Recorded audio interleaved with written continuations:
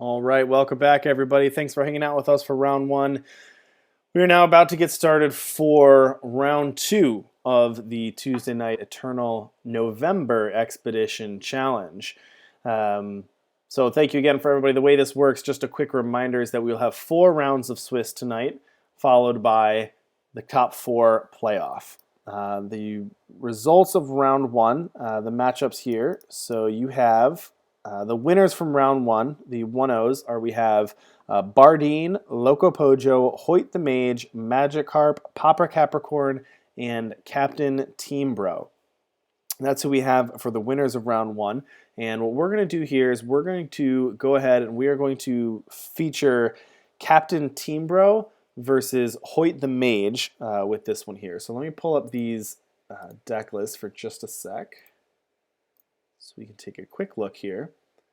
Okay, so here we have Hoyt's deck list called Yeet the Sun. That's one of the fun things about these tournaments is we always get to see the creative names for these deck lists. And this deck is spicy. I like this one. I'm going to be honest. I like this one. It has some of my favorite cards in Expedition, including Kairos Grand Champion. And Kairos is just an absolute house. It's very expensive at a 9 cost unit. But when you're able to get Kairos down, it's basically game over. It's very hard to lose a game once Kairos hits the board.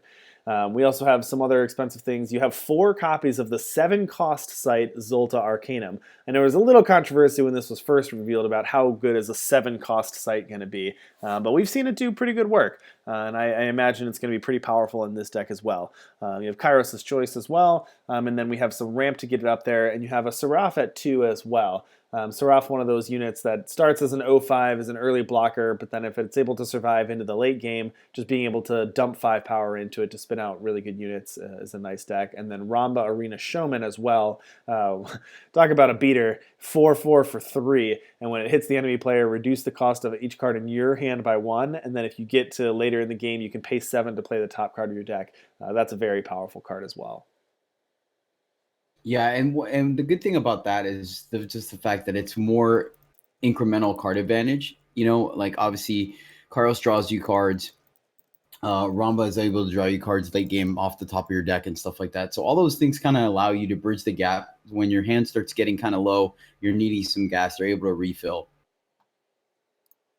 All right, and on the other side here, we've got CaptainTeembro's Combray list here. You got Shenra Unbreakable, pretty efficiently costed unit, a 2/1 for 1 that's invulnerable to damage on your turn, and weapons and curses can't be played with Mastery 8, +3/+3, and Endurance. Pretty powerful card there. A little bit of a cheaper deck. Again, we're going to see kind of the opposites here. You've got Teembro here on a much more aggressive, lower cost deck. Which is going to play. They're going to try to be the aggressor here. They're going to try to win the early game.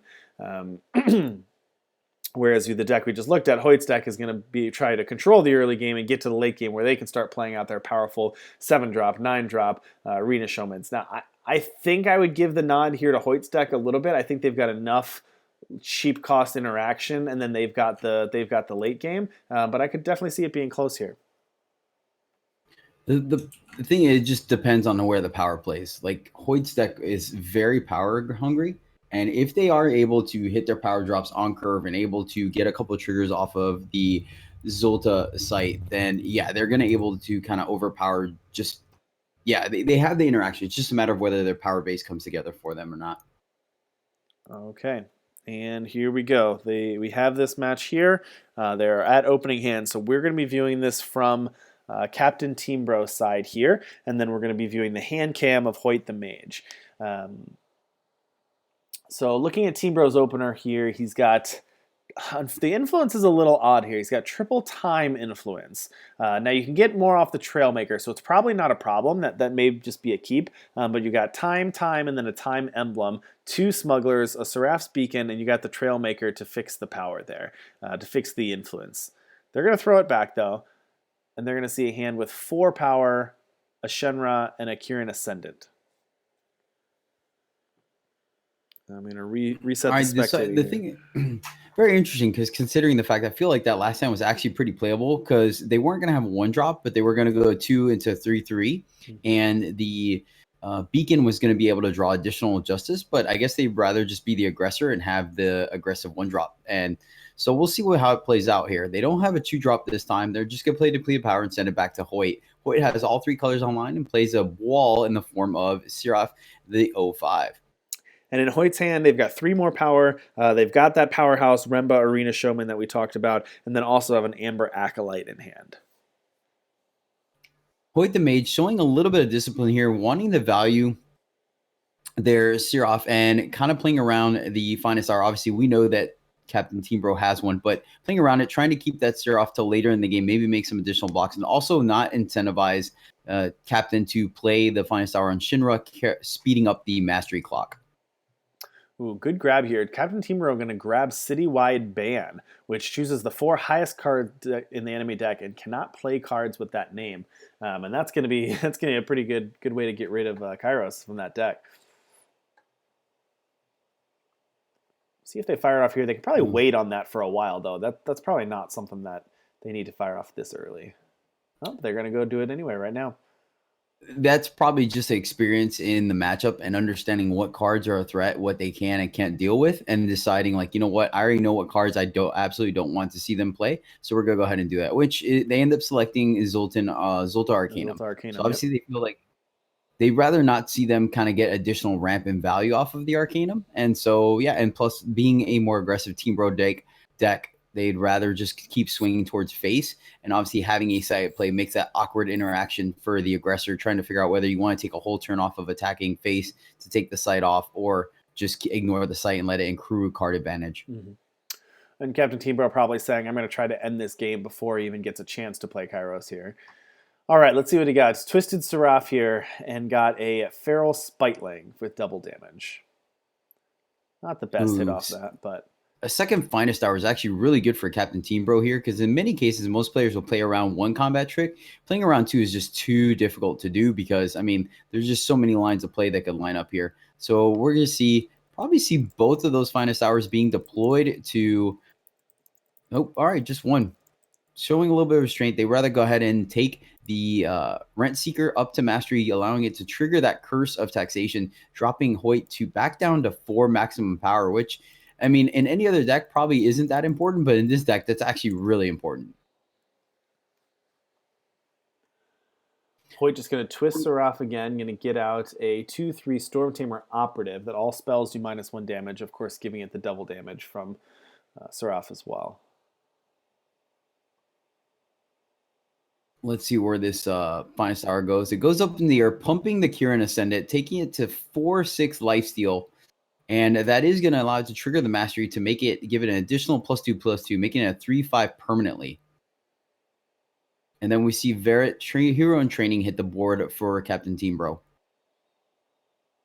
And the last 3 turns just spinning Seraph here. This one going to be an Intrepid Longhorn, a 3/3 with double damage. But CaptainTeembro with that 4 copies of Finest Hour in hand is going to have that Finest Hour, and I believe this is just lethal with the Finest Hour on the flyer. Yep. Yeah. Hoyt-the-Mage is tapped out, so they really have nothing else going on. And I mean, typically that's why we run 4 of a card in a deck. And in most cases, in my experience, if you're ever able to draw either a combat trick or a removal spell or a really good legendary, 3 or 4 of them, those are typically the games you win because that's exactly what we want your deck to be doing. Mm-hmm.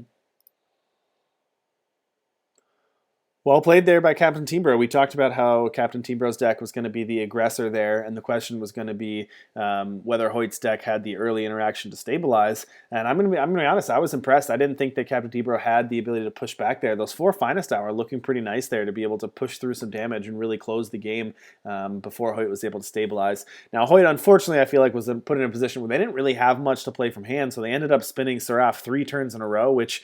while that's a powerful ability to have on a 2-drop, that's not really what you want your curve out on turns 3, 4, and 5 to be. If you're stuck doing that and you have nothing else to do in hand, you're not really in great shape there. I mean, that being said, all 3 units that came out of Seraph were able to trade, or at the very least eat a Finest Hour. So, I mean, it wasn't nothing. It wasn't like it was just spinning the wheels and not really doing anything. So it was doing something, but the fact that, like you said, they weren't really able to kind of capitalize on their curve while Captain continued to deploy threats with a 1 power spell for backup really allowed them to run away with that game. All right, Teembro in hand here. We've got the double Intrepid Longhorn, a Trailmaker, a Kieran Ascendant, and one of those Finest Hours in hand. Those Finest Hours really overperformed last game. Hoyt has another Conflagrate in hand, an Amber Acolyte, a Trailmaker, and a Pearl Alley Smuggler. What are they going to grab? So in the board, they have an Edict, they have the Fire Edict, they have Disjunction, they have the Justice Edict as well. Shenra Speaks, and a Caleb's Persuader in the market. I feel like in this matchup, you just auto grab the Shinra Speaks every time, just so you have that safety valve, just in case. You know, if you stabilize, then cool. Later on, you can turn it in. But if you don't, and your opponent just decides to run away with the game, you at least have that safety valve where you're like, all right, I have some form of coming back from this. Look at that respect to the Finest Hour there. Hoyt-the-Mage not blocking. CaptainTeembro firing the 3-3 right into the 4-4. No blocks there on Hoyt's side. Ooh, hooked him. Nice though. heads nice up play for Hoyt. Yeah. Nice play by So Hoyt, sadly- knowing that he has the Finest Hour from the previous attack, and then attacking in, hoping that Captain will block, knowing he has the Conflagrate in hand. Really smart play there by Hoyt. Well, that first line of text from Remba is just so powerful. Being able to reduce the cost of every card in your hand is just extremely powerful. So in most cases, that forces you to block a little more aggressively when it comes to Remba, where in some scenarios, you might just let the 4 damage go through.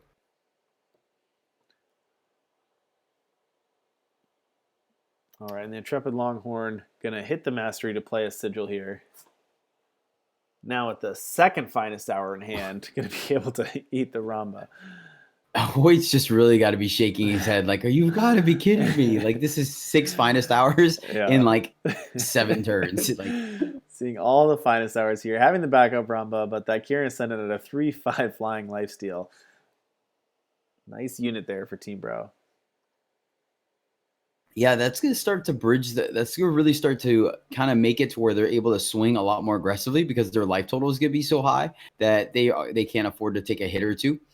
Interesting play here that Hoyt-the-Mage was willing to trade one of their power, excuse me, to get that 3-3 off the board. Just because I feel like, I mean, obviously, I feel like you want as much power on the board as possible, especially knowing that you're going up against Combre, so their removal is on the form of combat tricks and not straight up clean damage based. This time it's not a Finest Hour, but it's an Omri's Choice, which basically is, for all intents and purposes for there, is going to be the same. Another +3/+3, running 4 copies of that as well. So running 8 copies of +3/+3 here to help protect their units and win combat. All right, so Seraph the Grandshire just drops down this time for Hoyt-the-Mage. Let's see. They only have 1 card in hand, so not be surprised if they just twist Seraph until they get something better for the next couple of turns, hoping to find an answer to this 3-5 Kieran Ascendant that's just going to be beating in there. It's probably going to get in there for another 6 to 9 damage here. Yeah. Hoyt with the Pearl Alley Smuggler and then drew a Ramba for turn. So it has the Smuggler and another Ramba in turn, but like you said, just twisted Seraph there. Man, it's going to be tough because even now, there's no way that Hoyt can even attempt to race. They really have to find an answer for this, at least one Ascendant, and then hopefully that buys them enough time they find an answer for the second one. I think they're just going to go for the Shenra Speaks here, I would assume.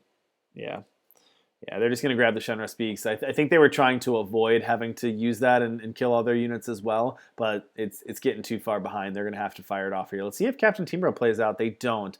They don't play the Kieran Ascendant into the Shenra Speaks here. Yeah, really heads up play on their behalf, keeping both the Seraph Beacon and the Kieran Ascendant in hand, which allows them to immediately deploy 2 units on the very next turn. Absolutely. Recognizing that they were both very far ahead, as well as having seeing the Smuggler there go to the board. Pretty heads up there to not deploy more threats into that Wrath. And Hoyt going to play out an Eager Offering here, followed by the Ramba, and they're going to empty their hand at 6. Oh, man, but this is going to be tough. They are going to draw some cards, but CaptainTeembro here is going to have a bunch of units to kind of open up the board here.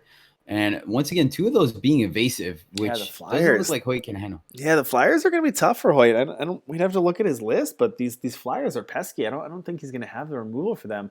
You know, we did see the Conflagrator early on, but yeah, definitely going to be tough for Hoyt to deal with these Flyers. Gutsy attack here from Hoyt-the-Mage.